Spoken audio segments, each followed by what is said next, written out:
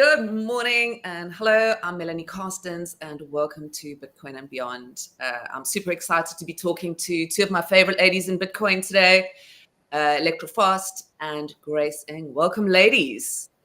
Hello. Hello. Thank you for having us on your first show.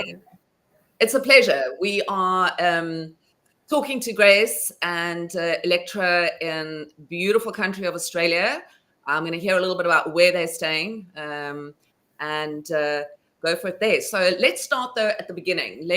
I'm going to ask you first, Grace.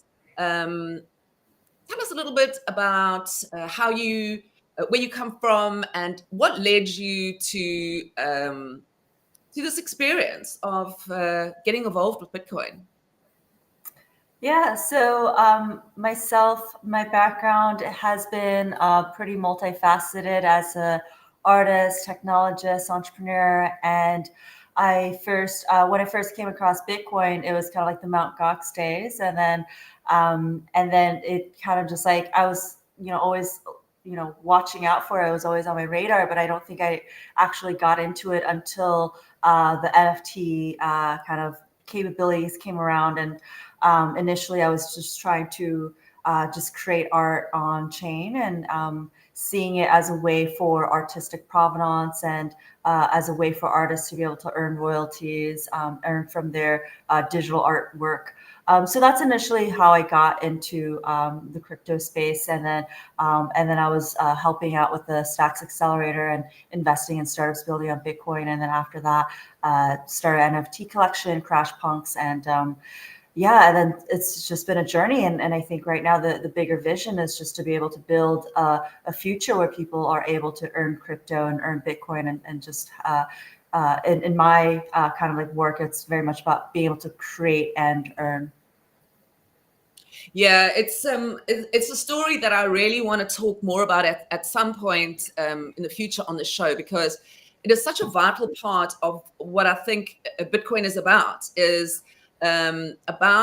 sort of accessing and validating the work that artists do and that musicians do, and people that really record what our history is, and I think Bitcoin is part of that, recording our history, and also acknowledging who everybody is, so yeah, it's a very interesting topic. And Crash Punks, when I worked anonymously, as you know, I was such a fan of that collection, and I used my Crash Punk as my avatar, I think, for nearly 4 years.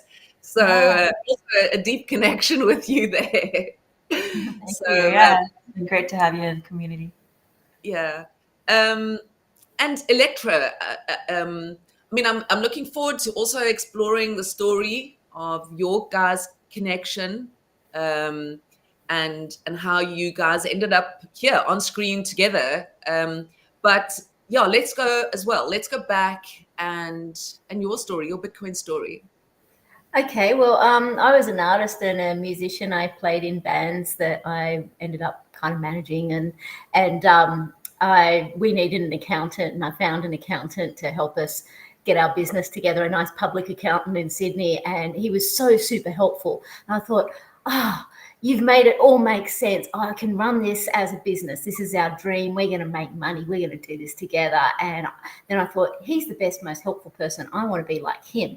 So I went and studied accounting and tax law so that I could help my musician and artist friends build, businesses on their own terms legitimately, without the fear of tax and accounting, and to be able to manage their numbers. And that kind of came a bit naturally to me. Even though I was creative, I was able to relate and help. And so I ended up growing a practice. I've been in this for about 25 years, and working with creatives and filmmakers. So you can see where the rapport is here.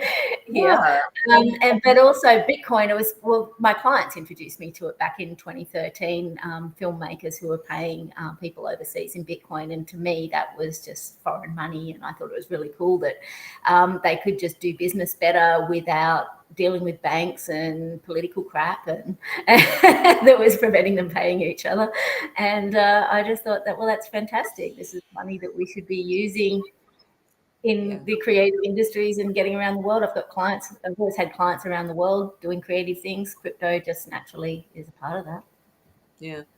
That's so interesting that you're both creatives, and, Grace is sort of was drawn to it in very similar ways that you were. It's like looking at it and going like, hang on a minute, this solves this is a solution. Yeah. A real solution. We're not inventing something or reinventing the wheel. This is a completely different solution for something that's been a problem since the beginning of the arts, So very interesting. And I think you mentioned something to me as well, where it was like creatives. I think it was something along the lines of creatives should be teaching accountants how to do this. Because that's going to lead to solutions that actually solve problems as well. It's not just applying a one rule for everything. Well, that's got a lot to do with people. The work I'm doing, the projects are focused on supporting the accounting industry because they're very good advocates for this space if they understand it. And I think that, I could get into that, but I do think that accountants would learn better from creatives that are using Grace's project, for example, because they will understand the concepts of value flow and just the user-centric kind of nature of, I think, rather than crypto experts, I think accountants would appreciate as business advisors to understand the importance of crypto and Web3 and Bitcoin from people who are using it to try and have control over how they earn an income from their talents. Yeah. I think that's going to make more sense to them than just investors or gamblers, which is what they mostly see doing their tax returns, but they haven't seen the people who it's real world use cases solving problems in the creative industry or in any industry where it's been very hard to track or do any like financial innovation around, and now the blockchain is a solution. I mean, it's where accountants should be. It just makes so much sense, but I think the use cases that Grace is working with would really help them understand. That's why I came to Bitcoin, because I've worked in the music and fine art industries for 20 years, and I've been searching for a solution very similar to you guys, kind of looking constantly for how do we fix this broken system. And it's the exact reason that I came to Bitcoin. So I really relate to both of you with that story, and I think that itself deserves, a real conversation, because it's such an important one. But did you guys know each other before the network school, which we're going to get into? I think I'd heard of Grace, but I didn't connect it when I met her, when we were just hanging out, chatting at network school and climbing in the waterfall at the rainforest and hanging out. Yeah, it was just such a coincidence because we just like ran into each other, and there was just so many commonalities. We just kept falling into conversations, and then we slept. Then we shared a tree house together. Yeah. Oh my God! Okay, I have to hear about all this. I'm dying to have this conversation. Okay. And it's one of the reasons why, I'm so excited to kick off this series with you guys, because I have known you both as well for a long time. I relate to both of you. And I think your stories are just such beautiful stories. So, let's get into it. Let's talk about the network school. How did this all start for both of you? Grace, how did you find this? How did you get into it? And how do you become a part of the network school? Yeah, so the network school, it's the first cohort that was started by Balaji, who wrote about the network state. So this is kind of like the first pilot to be able to create this new crypto country in a way. And I mean, for me, it was really values aligned. When I first heard about it, it was from, I've been building a new company, and one of my advisors, Michael, he pass it on to me, and then I was just like, I'm there, like I was just like in San Francisco at the time, but I was like some mystery island in Singapore, and I'm like, I'm there. I don't I don't care about the logistics or anything. I'm like, I'm there. But it's funny because I think they like lost my application or something, and then and it's like a whole process with like the application, but like I had applied early, so it's kind of just like one question. But basically the whole process to apply is like there's all these like sliders that you're dragging around to really like test your political leaning and test your value system and test your just kind of like morals and just like belief systems. And for me, I think what really resonated was when Balaji is, talking about how this is just like his philosophy is just like enabling equitable access and the new governance system, et cetera. I think for myself, the past few years, I have been living in pop-up cities. So actually at Network School, they were calling me a veteran of pop-up cities at this point, even though it's still a new concept. But I have been living in different pop-up cities because I just believe that this is the future for living and working together. And it's very like community driven. It's very much about a shared ethos or alignment or just like way of thinking, and people just kind of like getting together, meeting online or et cetera, having those same ethos and then finding a physical location to co-live together. And I already live like that. For the past few years, I've already been living like that. And even when I was over helping run Stack's accelerator, I was already looking at startups that were, trying to do some kind of like decentralized co-living. And there was the whole City Coins project, which is all about, being able to kind of like stake your tokens and earn crypto based on that. And so I've already been kind of like looking in this direction. And so when the opportunity came for Network School, I got it. And with my project for Playhouse, it's all about like decentralizing the future and equitable access. So it's just very values aligned. Yeah, I'm so interested in this kind of digital nomad life that you have. I agree with you that I also believe it's the future. And these kind of, I've been following your journey and kind of also introducing very different things to your life to get you to where, so you're having this extraordinary life experience. Historically, we would kind of study a topic, go, get into this job and work for it for your life and then get a retirement policy and pretty much stay in the same place. Whereas I feel, I look at even my son, the access to knowledge that he has, and the access to people because of this living in this digital world. He moves from his PC to his Oculus to YouTube, and he comes away, he's 13 and his friends are committed a year to building a game. And I think about what I was doing when I was 13 years old, and it's not for any other reason that I didn't have access to this information. So I'm interested in this digital nomad life, and how do you get there as well? Is it a difficult way to live, like connections that the family, your friends, we all used to living in a place where it's like, okay, these are family, these are friends, we stay here. Mm-hmm.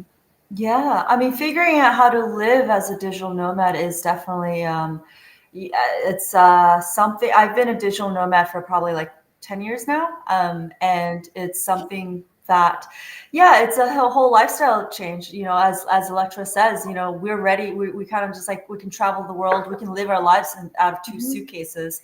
I'm doing it now. Yeah, exactly. I liked it. I'm going to do it. It's going to be my next 10 years. Mm-hmm. Yeah. So really, like the biggest thing is just like we actually don't need all the physical possession that we think and that we're accustomed to. And I actually think that all the physical possession is actually hindering us and kind of like boggling us down. And I've been really grateful. Yeah. Stuff. I just want to get rid of all this stuff and have two bags. It's about experience. This is what this planet is here. This is what all these people are for. You know. So interesting. Electra, I want to, Grace has sort of touched on this process that you've obviously got to go through, that you can't sort of just roll up at the network school. Tell me about what it was like. Tell me what it is. Okay. What is the network school? There's been a few different descriptions, short ones. Think of it as a high-tech Hogwarts with all different schools. I love it. I want to go right now. We were very fortunate. We were 150 people picked out of literally thousands very, very quickly. And I had to uproot my life. Like, I was going to the Network State Conference in Singapore anyway with a friend. And like a few weeks before I was going, it was invitation, apply now, network school. And I looked at it, 3 months. I would have to be there in this island near Singapore. Didn't tell us where. It was just like, it's Balaji. It's going to be cool. It's going to be great. So Nieta came and rented my house, stayed in my house, you know, Nieta Stax artist. And that was great because Gordon's here. And very well. And let me tell you, while you were away, I got lots of pictures of what's going on in your garden. It's a very interesting place. I moved here from Sydney just very quickly in 2016. Came up here because I was decentralizing to grow my business online and just be online, because I couldn't be a digital nomad because I had a business in Australia, but it was fine. And then I met Gordon and he did this Bitcoin beach thing in Agnes Water. We became friends, set up Digital Playhouse on a mission, Bitcoin. And so from that, back to network school. Yeah, I just went, and it was fantastic just to be around. Like, now, for the last, in Agnes Water is very isolated. It's in remote Queensland, coastal place. And I'm online all the time, big community online. It's actually probably big enough to form a country, you know, the communities we're in. But that's what the network state concept is. And the network school is the first iteration of getting these online communities to get together in person in nodes around the world. And so this one in Malaysia, Singapore was V1. So we were part of V1, 150 people in this amazing kind of hotel location on this island for a city, which was all kind of distressed real estate, lots of buildings that they're looking at. And, you know, I don't know much about that side of things, but the vision was really cool, that we, you know, the idea that there is distressed real estate around the world where digital nomads and people who don't see themselves as willing, consenting citizens of just one country actually want to be out in the world and find their own tribes and get together sometimes can be. What appealed to me was this idea that I could be a slow mad. I could spend 3 months at this node, 3 months at that node. And this idea that of a subscription state, instead of paying taxes, you're potentially just part of this global cloud country where your tribe are living in the places that you have a passport to, right? So that's like taking the digital nomad into just a normal distributed country. That appeals to me. I love the word slow. Sorry? Slow mad. I love it. I was so isolated here, but as soon as I was around all these people, multicultural, multi-generational, so many people from different backgrounds. Not everyone was crypto. There were people from health, creative, tech. I was the accountant. I wasn't everyone's accountant, but, you know, I managed to teach a little bit. And it was, it accelerated my ideas and my vision and my purpose and gave me a very clear understanding of what I need to do next. So it was amazing being in that intensive co-working, co-learning, co-living community. you said V1, so is this the first Yes. time that this is? Yeah, it was a total social Wow. experiment. Yeah. What an absolute honor. And what is, so, right, typically in a school, you have a bunch of people, or in a conference, you've got a bunch of people, they come in, they stand on stage, they tell you things, you make some notes, you go to a bar, and that's kind of it. What is the structure of a day? Everyone was sort of doing their own thing. There were weekly sessions. Have you got people giving lectures? Oh, Is Balaji there... was teaching us history and there were special guests who were teaching us about startups and strategies and yeah, it's pretty much I think the ethos is very much building a place that is I mean, I see it as cross-generational, and I see it as kind of education, where it's kind of like there's like an overlap with homeschooling as well, because kids were running around, and there are a lot of just co-learning opportunities of people in the community. Even kids running around. Sorry to interrupt well, you, families but were there. families Yeah, there were people with little kids, and those kids were in a safe community, so they were just sort of running around. Sometimes, I'd be teaching a 9-year-old how to do Bitcoin wallets. It was kind of cool.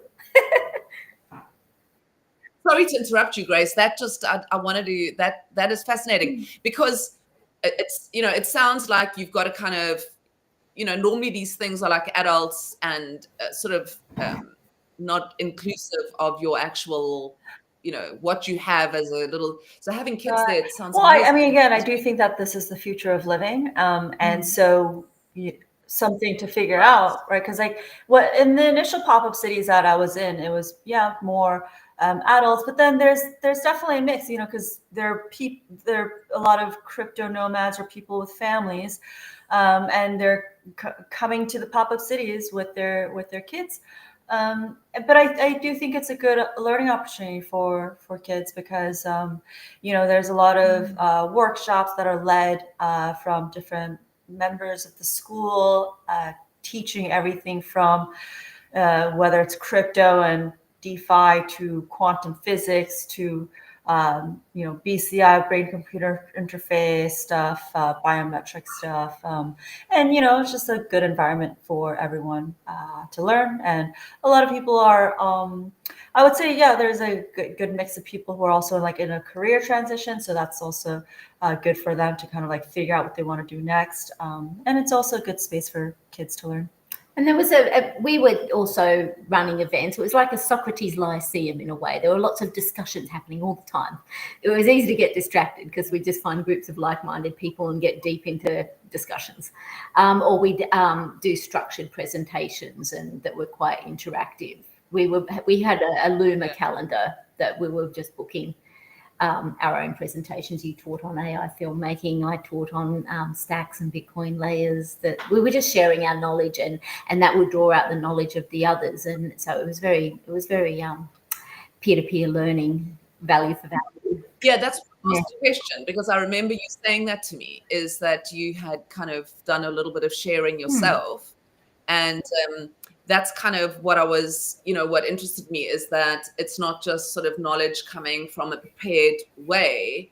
And again, teaching the future of education, like you say, the Socrates way, where there was, the only way we can kind of go further is by including everybody in the conversations that we have, because that's how we learn. We learn when we're open to what other people think. But you advance your own knowledge when you have to actually get up and present and speak about something. So there were people teaching Toastmasters. Everyone was just sharing their skills. We were just learning from each other so much, so rapidly. So, it was fairly unstructured it was an experiment. And perhaps the future versions, the future cohorts will be more structured. I proposed a PhD type of program for people who are thinking on big projects. So it'll be interesting to see how how it developed. Some people were unhappy because they wanted more traditional education. They wanted to come away with a certificate for it to be like university, and they didn't get that. But others, like me, I had my own thing going on in limited time. I liked the loose and organize it yourself, learn what you need to. So I think they'll but mainly it was about the people they had there that I think they picked were the types that would learn about how to build startup societies. That's what we were doing. It was all about how do we build startup societies. So, and do you pay to go? Is it like, do you pay to go, or is it kind of like it was a monthly membership fee, which included accommodation and gym. The gym was amazing. The Burn. Yeah, you were saying that you guys get another whole part of this is being fit. So, feeding your brain and feeding your body. Yeah, there was very good food. It was like Blueprint Diet, and Blueprint Diet influenced Brian Johnson. Longevity is such an important, part of this. So, yeah. It sounds like a fascinating experience, and definitely something that I'd love to consider. Grace, I want to ask you, let's talk about, because I'm super interested and I haven't really looked into it. I mean, your journey you've been working, I think, since even before it became something that's been popularized in AI filmmaking. It's been, I think, an interest of yours for a long time. And outside of, the network school and all the other things that I think you said you spent a month with people that were looking at face transplants or something like that, or head transplants or what the hell? Okay. I sometimes mention that to people and they're like, okay, do you know this person? Because is that really real? And then this journey into AI, and I think what you're doing now with Playhouse AI. I'd love to know a little bit more about that. What you're up to now, kind of outside the conversation that we're having now, and sort of move. Yeah, sure. So I've always been very much creative in the creative arts, storytelling, theater, technology. And so I think with what I'm doing right now, it's very much combining all of that. I would say that the journey has been really, it's been really interesting because I seem to just be the first one, experimenting with new things before people really take it seriously. And so that's kind of like led me to where I am right now, which is I'm building Playhouse AI.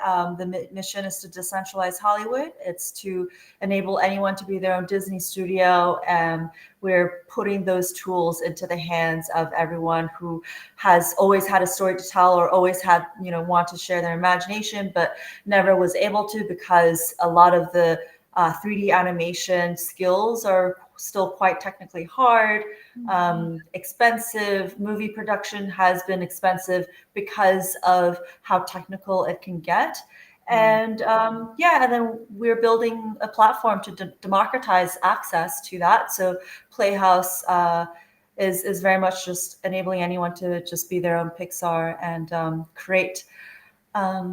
That journey has very much been inspired by my own experience because I've always wanted to work in the creative arts, creative storytelling industry. And I think, growing up, it was very much, just there's a lot of gatekeepers, and there was also just like, no one in Hollywood looks like you, or, there's just so many barriers to creative expression. And I think the promise of Web3 is very much about removing all of those gatekeepers, right? Because when the internet came along, everyone had access to, when anyone who had access to the internet was able to write and express and share. Twitter came along, everyone was able to post their thoughts. Video, YouTube, everyone was able to share their life. And so we do see that democratization, right? So it's no longer centralized in the hand of a few corporations, and anyone can become a news reporter at this point. And and we're hoping to do that for the entertainment industry, for music as well. So what we're building is something that music artists can use. And it's very much, I was working on my own art projects, but then it just got really frustrating and hard. And so I needed to start building the tools that I need to use and that we need for the future. Yeah. What do you think about, I read something interesting a little while ago, an argument for AI. I'm very into it. I believe with anything new, and I think it comes from my experience in the music industry, and how when we went from tape to CD, everybody kind of was like, oh my God, look how you can break a CD, look how you can scratch it. And I'd be like, have you ever used a tape? You need a pencil alongside your tape deck to keep winding your tapes up, and then you play too much and it stretches. I mean, remember, it was like insane. And then when we went to MP3, people would say, oh, but it's not the same sound quality, and I don't get the little booklet with it. Now nobody cares. Nobody thinks about it. There's different ways of expressing your art.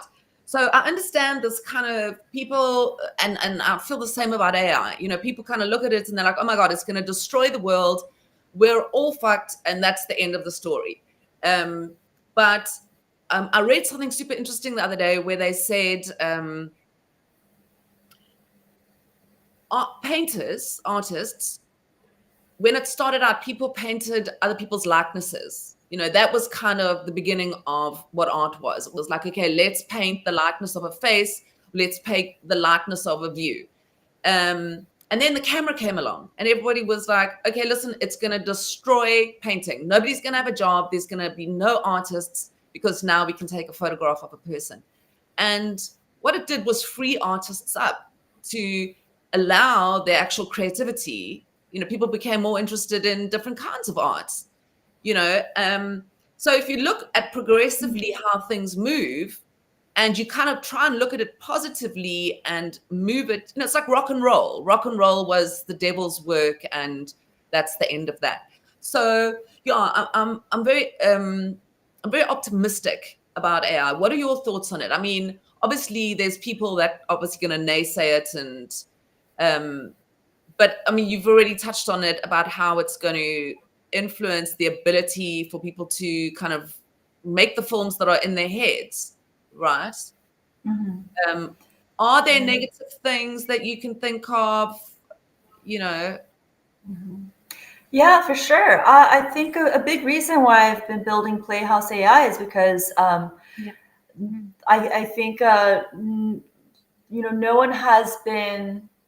There's just like a gap between the technologists and the artists, right? And a lot of the technological innovation is just like building and innovating without really considering the artists. And even though at the end of the day, they're really trying to serve the artist, but then they're just kind of like building without the artists. And I do see, early on, I was one of the first people who started creating with AI. And if you're familiar with the Crash Punks animated short film, I was already using AI techniques in there. And that's how I was able to kind of like produce it in 30 days and really, was able to do it as an indie filmmaker.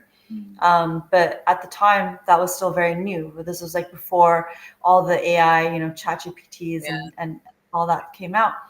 And and I think when I gave a talk at another conference about AI, it was already very concerning because a lot of the creatives were already, afraid of losing their jobs, and that is very real, right? Like I have a lot of friends where they're, whether it's like a visual artist or storyboard artist or they're really worried about that. But the reason I built a Playhouse is because I really want to build it in a way where it's about human and AI co-creation, and it's not about a future where AI is displacing human creativity, but really AI is empowering human creativity and And it's like a really fine balance to strike. And so that's kind of the ethos that we've been building with. So making sure that the human artistry is still shining through. It reminds me, if I may just add, in 2018, I read this fantastic book by, I think her name was Joanna Penn, and she in AI, blockchain, and converging technologies, she said, you won't outrun the machine. You have to run with it. The way that we earn an income in future will be how well we collaborate with the machine. And that's what Grace is doing. And she's doing it with crypto, which is that extra level of empowerment, or a crypto direction, because that convergence of AI and crypto, I think, is going to be really critical for authenticating intellectual property and ensuring that creators get paid. Yeah. And so, I think that the big companies doing AI stuff, it might not work out so well for the creators, but I think what Grace is, her vision is really important to support, because she's going to empower artists just that bit further to really own and that is, we kind of have lived in a world, say an example, the first record label, Columbia. It's still one of the most powerful record labels in the world, right? After all these years, 130 years or whatever. How do we beat these big companies who have all these big budgets, build something that is good? Because it's something I want to talk to you about just now. Electra, is about, so I kind of want to, this is going to now lead one way and the other way, but maybe it's similar, is currency and the greed of currency, and the negative, or the kind of, it's why fiat is falling down, because it's just not worked out. And currency as a time, looking at currency as time. But first, I just want to talk about this. Like, how do we beat the big corporates, machines? Is it because there's so many people that are now able to access each other, and we build something? Power of networks. Yeah. Right. Yeah, that network effect. That's what we really need to understand. That's why I run with the motto, Bitcoin is accounting, accountants are Bitcoin, because I want them to see themselves as nodes of a great knowledge network, a decentralized monopoly that will put the larger influential institutions out of business. So, but that can be applied to any industry where you've got this decentralized monopoly of people to compete with. These are the ideas that have been going through my head before I read the network state. I had this idea, like, even 12 years ago when I was writing a paper on a worldwide tax system. I couldn't, it was before I understood blockchain. And, it came together later. I read the network state and I thought, well, that's how you do it. Balaji's he emphasized the message when I was there. You've got to replace. You don't transform the existing institutions. You don't try to make them fair, whether it's big institutions, governments, whatever. You replace. You've got to build to replace. You've got to think big. You've got to think the biggest. Yeah. And so I stopped thinking small and cooperative and with the existing institutions. You've got to see them as, you've got to basically build the replacement and get as many people on side and get that social mandate that eventually reinvents regulation and gets government on side, because they've got no choice, because the people want it. Yeah. That's the thing, that's what I always think about, is how do we, because it goes back to these kind of indie labels that were never quite able to, move into these big, powerful positions of the big three. But we didn't have access to what we've got access to now, our own currencies. With this internet native money. But it's getting artists, isn't it? Like, my clients have always been artists, and many of my clients just, I've passed on my practice to another accountant about 4 or 5 years ago. And I'm just working with a few people now, but I don't think any of my clients really, only a handful really understood crypto and these concepts. I think, artists really need to understand that this technology is for them. Anyone who's a creator, who's, got a chance of creating their own decentralized UBI in future, they really need to understand Bitcoin and crypto and stop seeing it as just an investment gambling asset. Stop listening to the media narrative and actually start using it. So education is important. That's why I want to make accountants understand it and be advocates, because when people listen to accountants and if they go, yeah, that's a good idea, you should use that in your practice or your business or your new company, rather than say, no, that's a bad thing. We need to make them our advocates, and I think that will have enormous social impact. So I do see the advancement of these of crypto and Bitcoin being through accountants as advocates and creators as builders. Yeah, I mean, I think a lot of the use cases and innovations have all been like, a lot of like the creative curiosity, just pushing things forward. And so, creativity is where culture is formed, right? And so we very much need that in crypto. But that you also need the advocates saying, yes, this is a good thing, and being the kind of bridge between the old and the new world to help them stay out of trouble. Also, accountants are creators too. They can create, they're knowledge professionals, and they can create their own knowledge and teach each other. We all are. Rick Rubin has just, I don't know if he's just released it, but I've just started reading it, is, I think it's called The Creative Act, A Way of Being. And the opening line is that we are all creators. And we haven't been allowed to think that way. The Industrial Revolution changed all of that and took away our rights to understand that maths is like music. Maths is music. Music is and so these are all languages that we speak. These are all creative acts that we are doing. Doesn't matter what you're doing, whether you building a house, whether you laying bricks and creating a wall,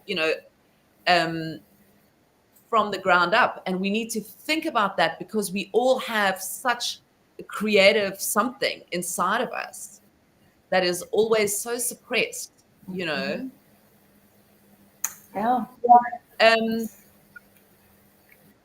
But is this what you're talking about now, and educating people? Is that what Bit by Bit is? The project that you... No, that's one of the things. My main focus is at the moment, I'm writing a blueprint for Decentralized Professional Association, starting with Accountants on Chain, which is a project I sort of started for accountants knowledge sharing about crypto about in 2021.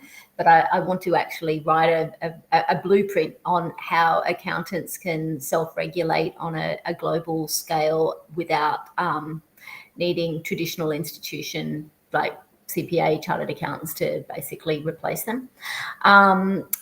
And bit by bit, it starts with understanding Bitcoin. So I think accountants really need to relate to Bitcoin, relate to it, because there's so much alignment with their own principles.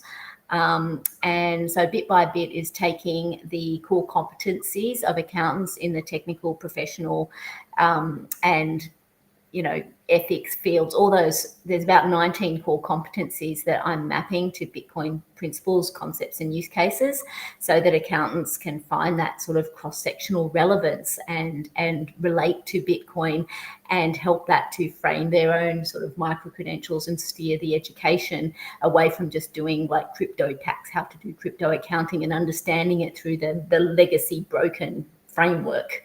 They've got to understand it as, basically Satoshi Nakamoto is the new Luca Pacioli. Satoshi Nakamoto invented triple entry accounting. Okay, we had in the 16th century, Luca Pacioli invented double entry accounting. Hello, we've got a new guy here. This is the one we've got to follow now. So that's basically what I'm trying to get accountants to come to Bitcoin, and that's where they start. That's where they'll understand everything else in this space, if they understand Bitcoin, for everything else they'll understand on a scale of decentralization, trust assumptions, permissionlessness, and what all that means. And that's where they can guide their clients from that viewpoint, because it aligns so perfectly with their ethics and their values and their professional principles. So it's so interesting listening to you speak, because you started off your career or what you're doing like in a band, and in this extremely creative environment. And I mean, how rare is it to hear like a story of a creative, and just like you said, now it's all creative, but moving into accounting, which is such a structured, unimaginative, no offense, but I mean, there must be imaginative in it. But when an outsider looks in, it's like little blocks that you put numbers in and you add them up, and that's actually, no, accountants haven't done that for a long time. We tell the story of numbers, and we navigate people through complexity regulations and understand their businesses and help them sort of plan, strategize, set up structures. And there's so much that people don't understand what accountants do. Not saying they haven't done that for a long time. We're actually, most accountants and all accountants in future will be technologists,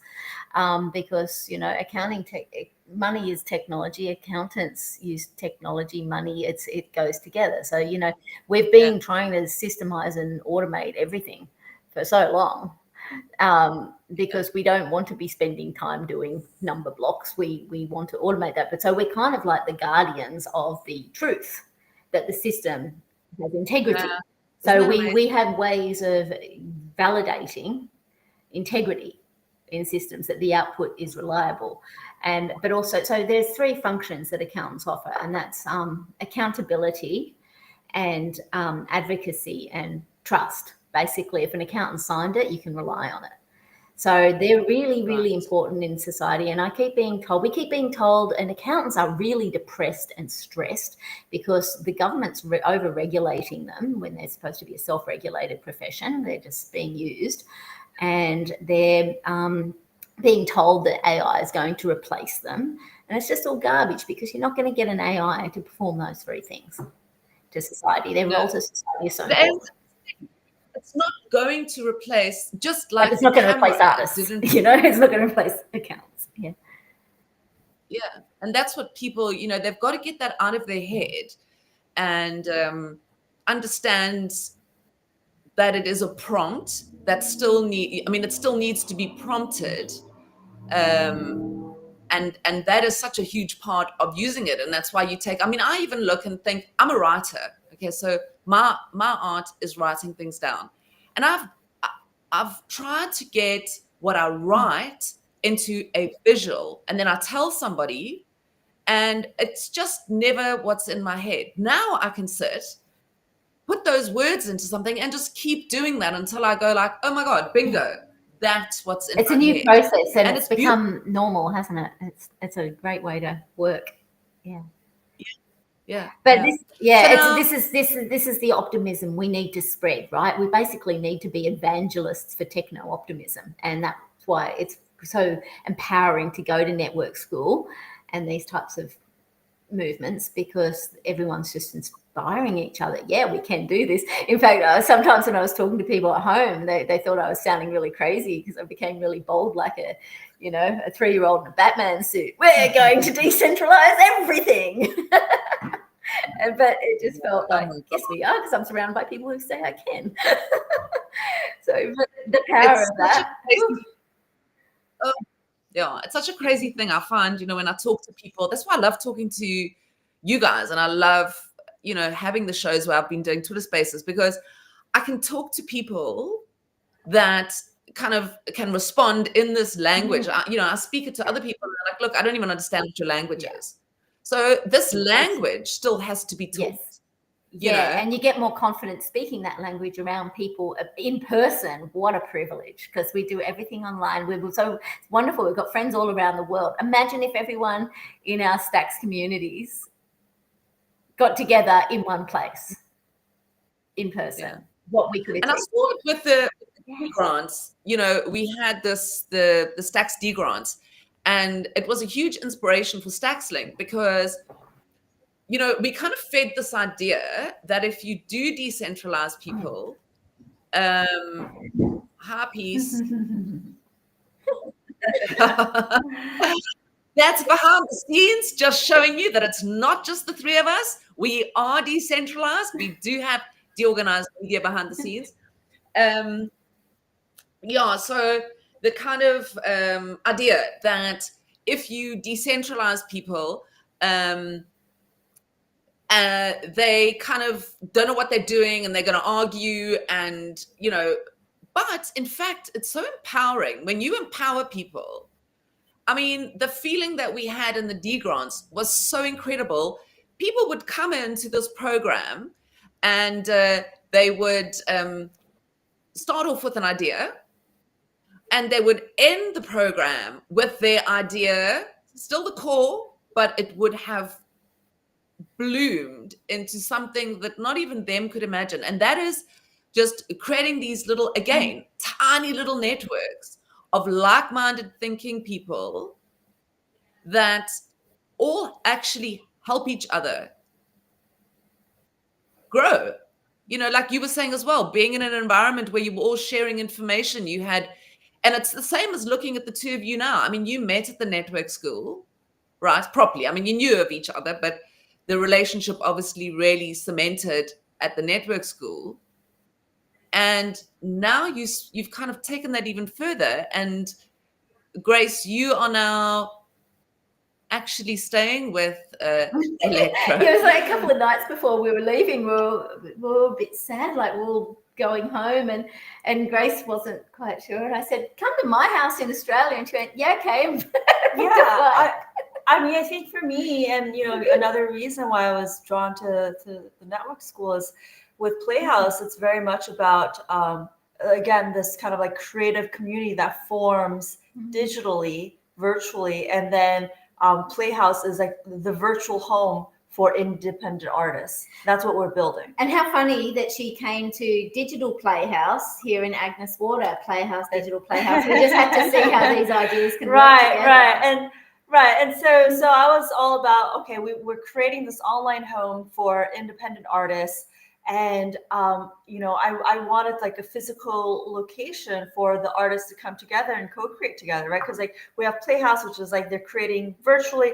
And then I want like a physical location. And then, she was telling me about Agnes Water and Bitcoin Beach. And I was the home of Stacks Australia. Yeah. And there is possibilities. There's some very nice sites here for geodesic domes. I just had to come see for myself and scout out some land. And Balaji, so, I told Balaji about Agnes Water, and he said, "Oh, we should set up a network school there." So, we've been doing a bit of scouting.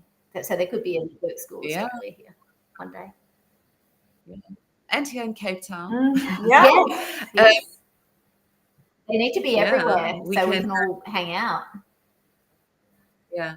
Was that, you said that was V1. So is that, it kind of happened and then it was pop-up. So it happened and now it's going to move to somewhere else. Or you said there's sort of distressed property there. Is it something that might actually be set up there and cohort 2 happen there? What is the future? What is the sort of next step of that school and cohort 2? We're waiting for news on that. And it's quite positive ideas of continuing in that area, like in that place. And there'll be, the idea is that there would be, people there were from different places around the world, and some people are trying to set one up in Japan, others are looking at other countries, and so we were working out how to set up startup societies in other locations that would be linked. What a privilege to be part of V1. What an absolute privilege. It really was. I couldn't believe it happened to me, to be honest, but there was just so much.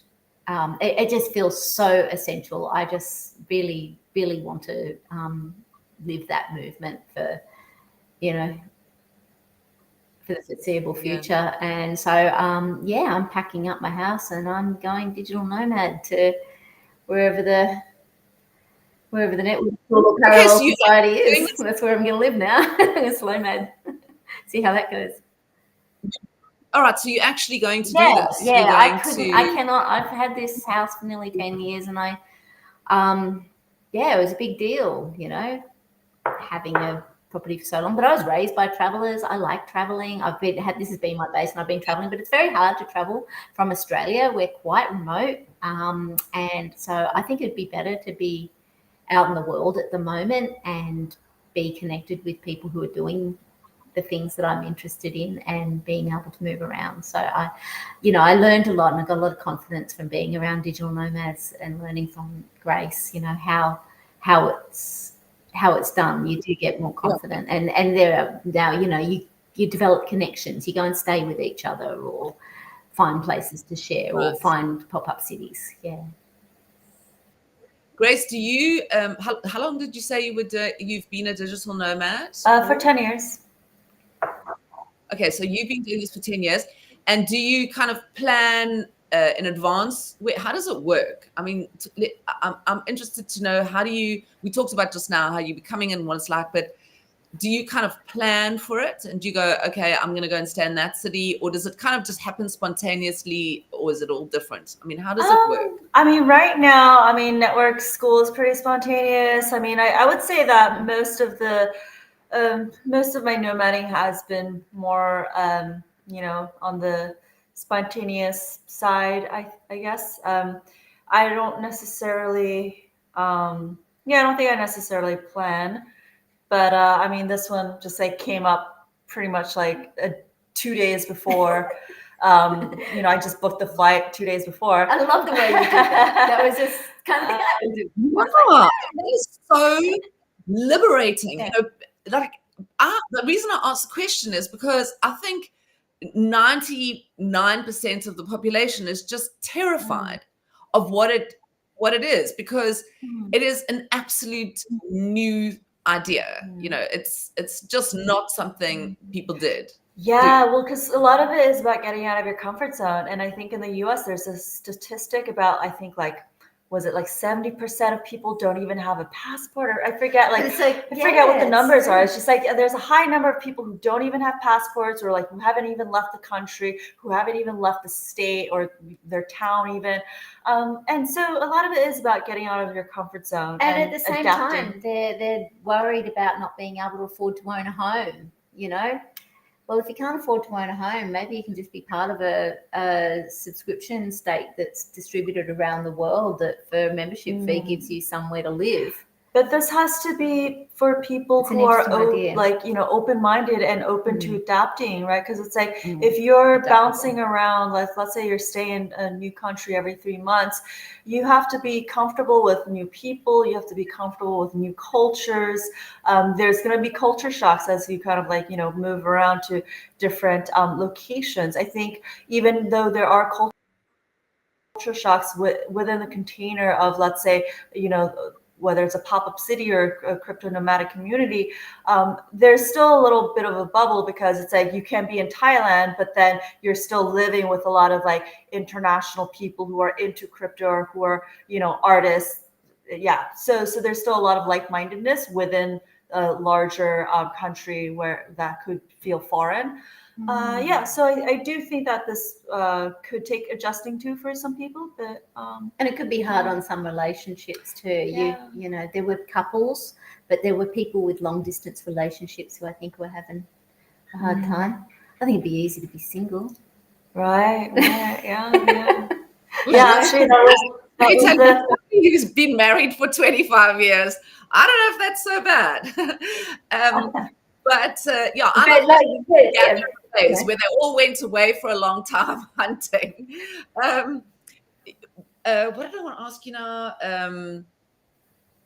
It slipped out of my head. You were talking. Sorry, it's totally slipped out of my head now. What I wanted to ask you: digital nomading. It'll come back to me just now. But something, I'm fascinated. People sort of jumping into it, feeling nervous about it, going around with kids. I mean, what about people? That's another story, is like, you've got kids, you go like, well, do I have to wait for them to leave school? But I mean, my son was homeschooled for a while. I was raised by travelers, backpackers. Yeah. It's I think I feel really happy when I see kids in that situation, because I know they're going to grow up being so well adjusted to the world like I am. I'm so confident traveling the world because I was raised as a kid like the kids at network school. Well, we weren't at network school, but around adults, like-minded adults, because people were doing that in the 80s, you know. Yeah, and I definitely think, this could be just controversial or something, but it also depends on the kids, right? Because I have told some parents, I think I have, as I've lived in different countries, I have met little kids who have lived in 7 different countries and speak 6 different languages just because their parents are so nomadic. And I'm like, that's great. Their kids are so curious. They're so well adjusted. They're not shy or anything. They're just out there exploring. And I think that's great. But then that's also not for every kid, right? I talk to parents where I know that their kid is very shy and introverted and would hate to be uprooted and bouncing around different countries and losing their friends. But that, I think it's really dependent. But maybe they would be with something like the network state type of linked communities. They would be familiar. They would see people they know when they go to different locations. The kids at network school, they were loving it. I mean, maybe they're just socialized that way, but I think 7-year-old, 6-year-old, 8 years old, teenagers they were, might find it hard. Yeah, I mean, they were already they actually preferred not to go to school because they just want to hang out with all the smart adults at network school. And play chess with them and teach them how to do They didn't even want to go back to the school where kids their age are there, because they're just I don't want to hang out with those kids. I want to hang out with the adults who are talking about quantum physics and crypto. And it's boring. I mean, I remember being, my son is bored, sit behind a desk all day listening to somebody. I mean, how restrictive, where you can allow, I think children are so much smarter than we allow them to be. And I think YouTube and international friends, my son, we went to Ireland. He met a boy online, and I game, and I sit with him when he's gaming as well, or building. And so I got friendly. The mom would be in the background, and so I eventually got friendly with her. And then when we went to the UK last year, we went to stay in Ireland for a week with them. And the kids have come to stay with us, so you think about this incredible, and this is just a boy my son randomly met online. And, we've formed incredible relationships with those people because we're like-minded. We're not forced to be in a room with people that we don't have anything in common with, which is what happens when you put, 15, 20, 30 kids in a room, who come from completely different backgrounds. Their parents are completely different. They're brought up in a completely different way. They've got nothing in common, where you think about people you want to form a country with, right? Right. Yeah. Yeah. That's what's happening. Yeah. Exactly. And that's what, I mean, even just look at us, we're all 3 so different. We all 3 were brought up so differently. We lived, we would never have met.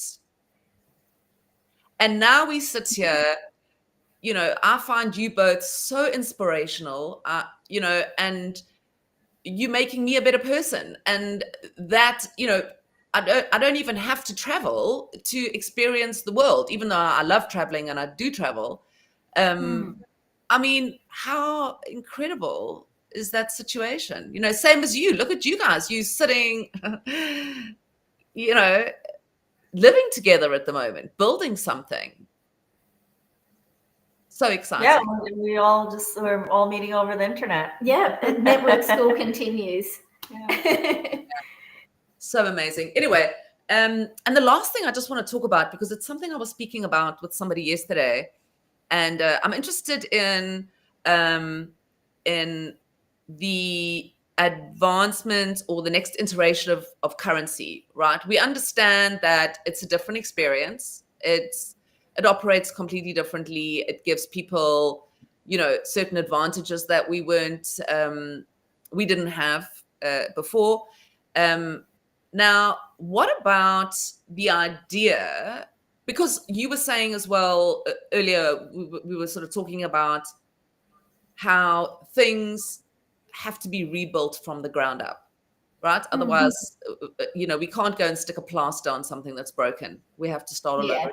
We've been doing that with our tax systems for years, and it's an absolute disaster. We need to start again. And same with money. Yeah. Now, money has a problem attached to it, right? Money is funds war. It started off as a violent tool, or a tool to kind of support violence, right? And it has greed attached to it. It has all these kind of things. The minute you kind of add even to governance, if we start sort of thinking about governance, because obviously that's important when you're looking at something like the network school, right? To how do we live together? So we can all have these different interests, whatever, but how do we all come together, and how do we create a new governance, and how to participate in that governance with a currency that has this sort of greed, historical negativity attached to it. And one of the things I'm curious about is time as a currency, commitment as a currency. And I'm asking purely because it's something I was speaking to somebody about yesterday, and I'm curious about your thoughts on that. So we're talking about different forms of currency, because I think there'll be many forms of currency in the future, but if we're going to be accountable with them, for them to be currencies with any form of integrity that the people can trust, they need to be accountable to Bitcoin. They need to be on Bitcoin rails. So I think that we need a Bitcoin unit of account in a multi-currency future, not with Bitcoin itself as the currency, but with Bitcoin as the source of truth. Right. So Bitcoin isn't the currency. Bitcoin is the record. It can be. Look, there's three functions of money: store of value, means of exchange, and unit of account. So when you spend your sats, you're using Bitcoin as a means of exchange. When you're holding it as digital gold, it's a store of value. So a unit of account is the 21 million fixed supply, monetary cap. And if all currencies are accountable to Bitcoin, like SBTC, for example, then that sets a kind of model for any currency. I think we'll have a multi-currency, multi-chain future where everything in the world will be basically valued as a proportion of 21 million.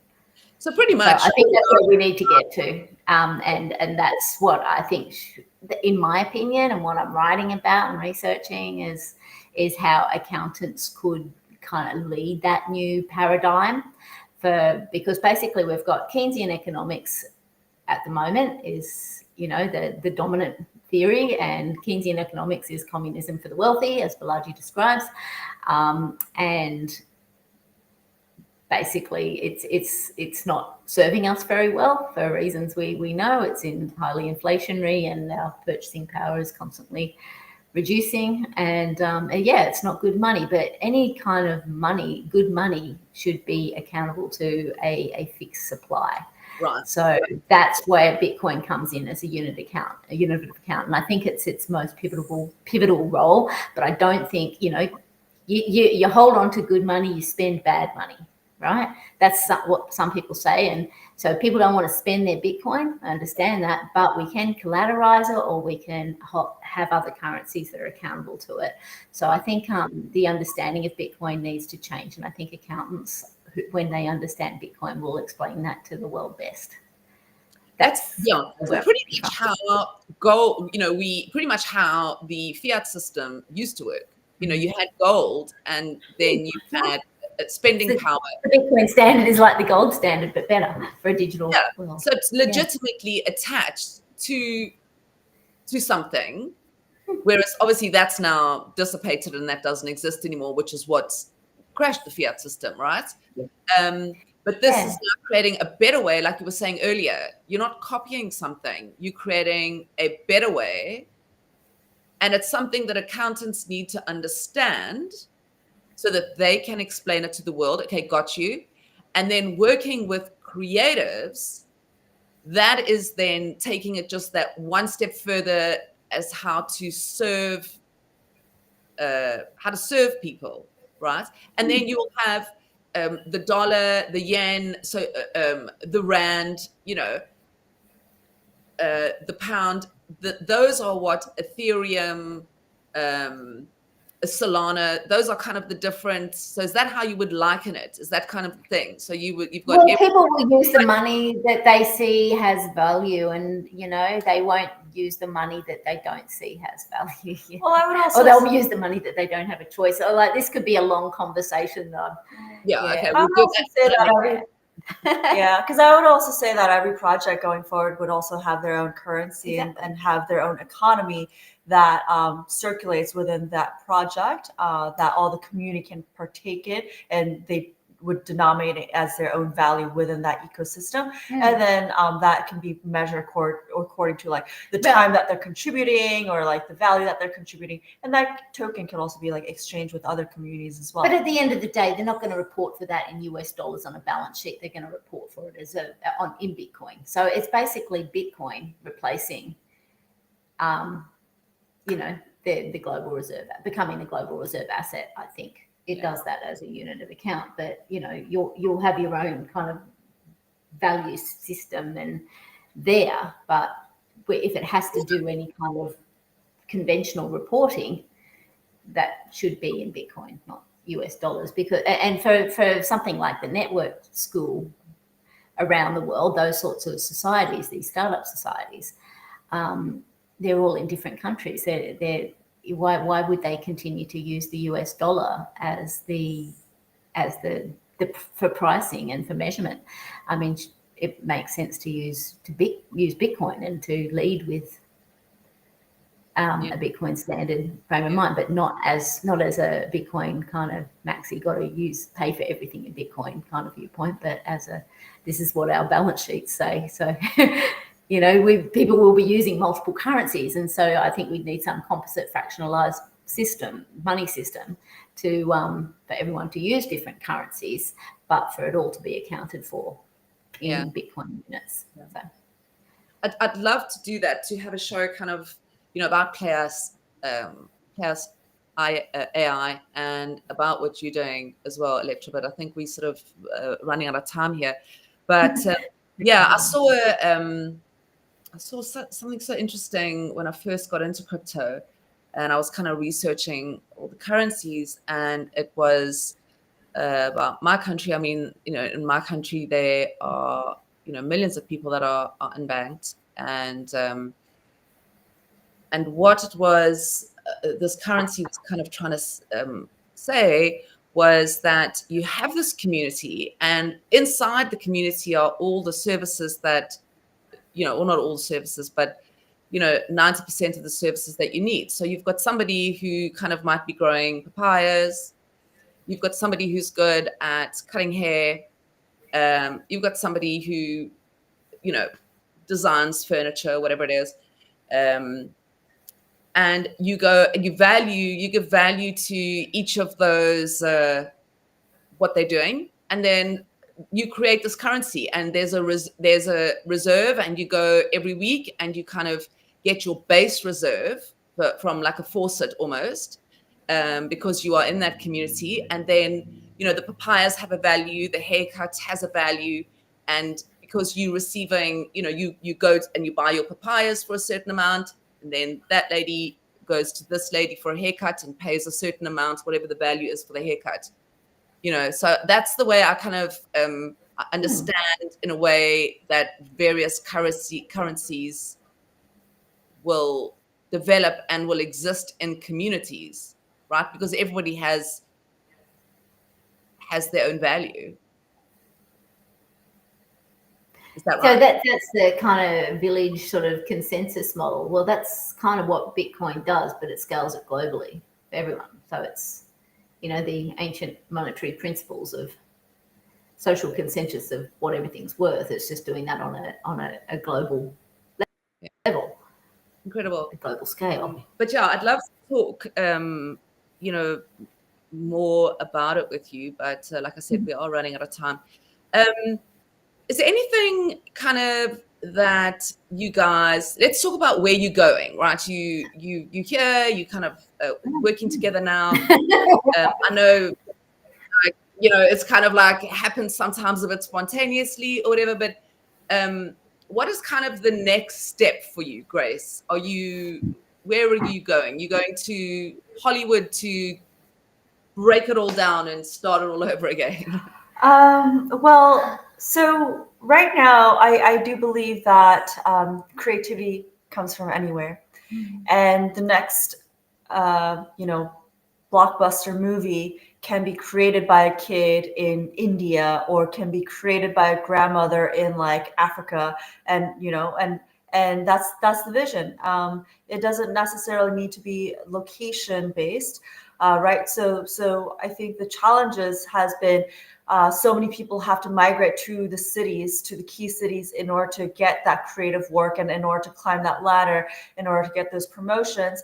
And I think with what we're building, we're making it so that you can just stay in, like, we're right now in this, like, beach town, and you can just like be in a beach town creating the next blockbuster, or you can be like in a village in like India and creating the next blockbuster. And you can do that because you have internet access, you have the tools. The Playhouse AI can help democratize that, and just being able to like create that access. And so I do think that what we're building with Playhouse is super meaningful, is to be able to build that future where it's just about freedom of creative expression, about having no gatekeepers to be able to like create what you imagine and want to express, and connect with other people about that. So that's what's next. We're in the middle of, we just launched our private beta.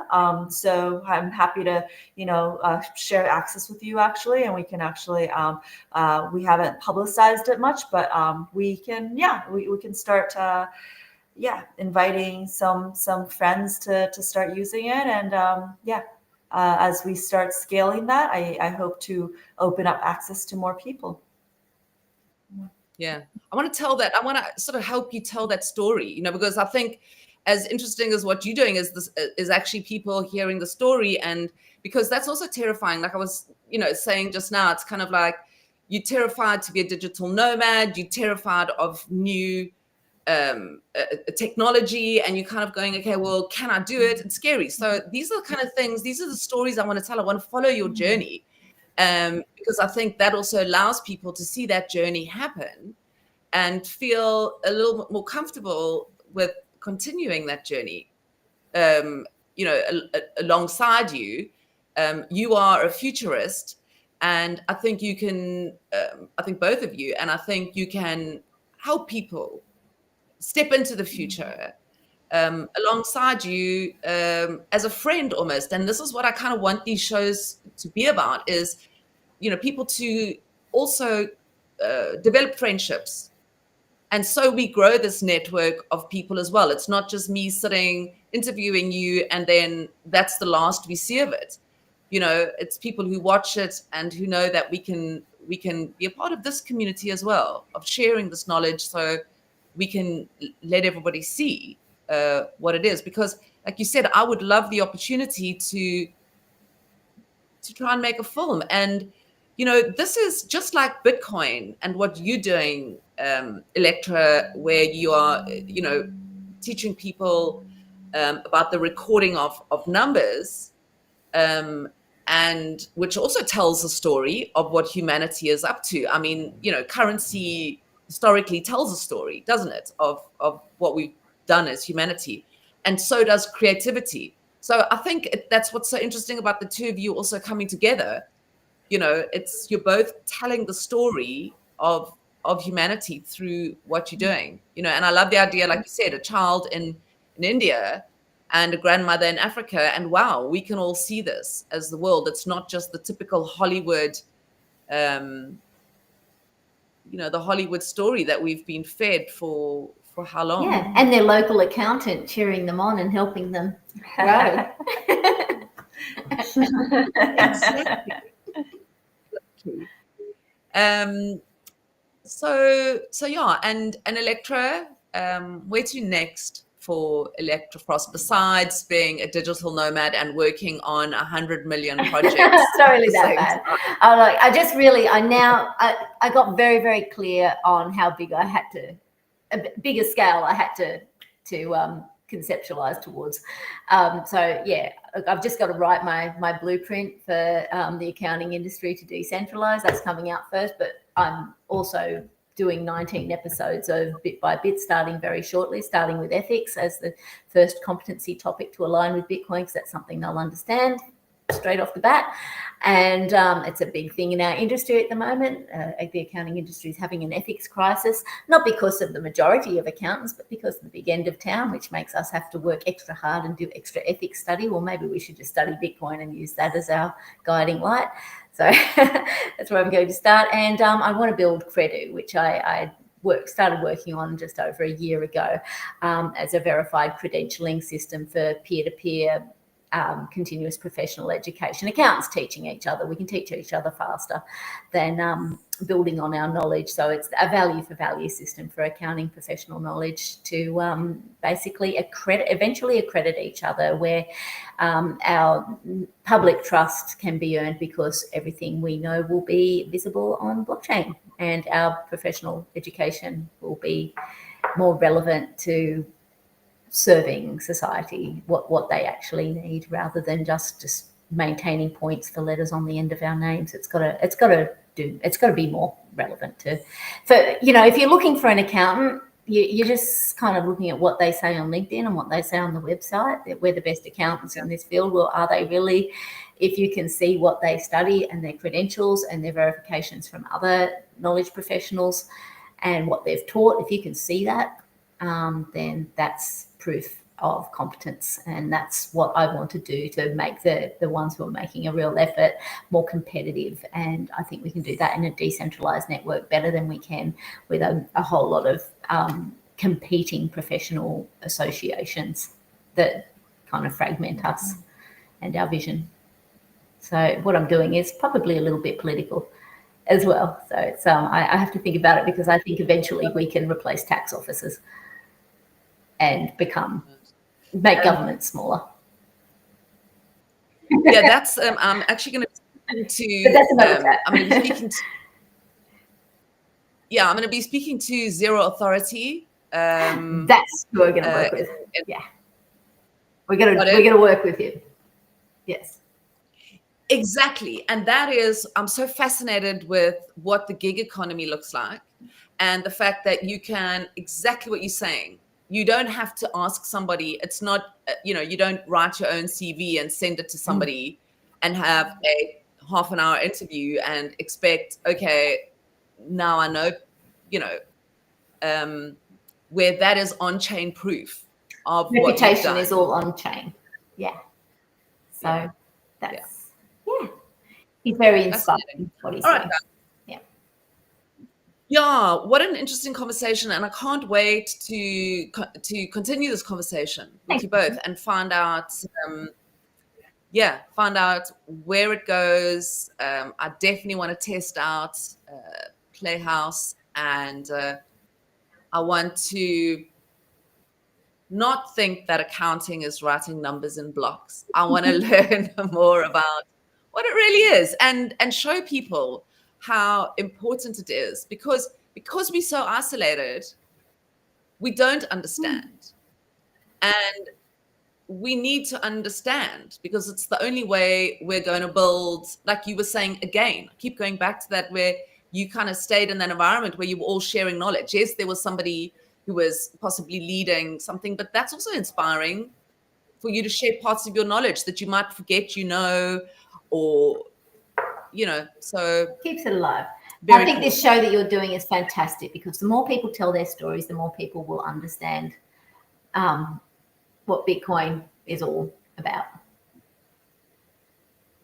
Yeah, I hope so. That's my, thank you. That's and thank you both. I think we've unfortunately run out of time. I know I could sit here with the both of you all day long.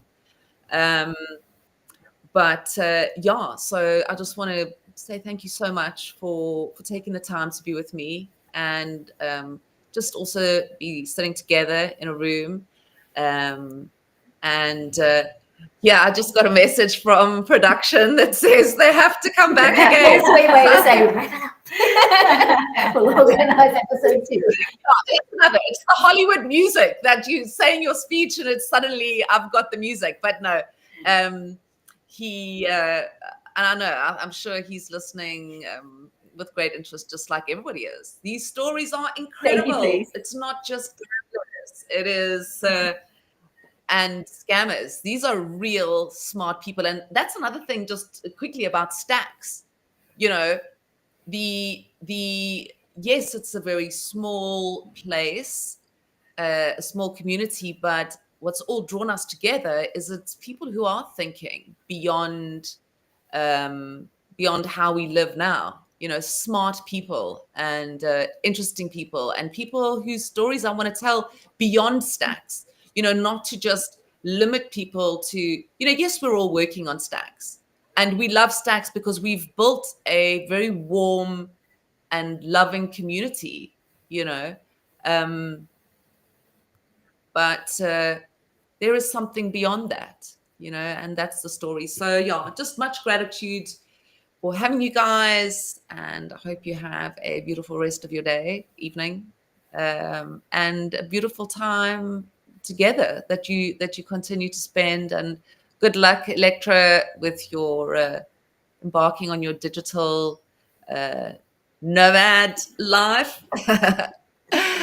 And yeah, Grace, just beautiful to see you again. We go back a long way, so just always amazing to see you. So, Thanks for having us, and it's been great to reconnect and chat. Yeah. Thanks, Melanie. Yes,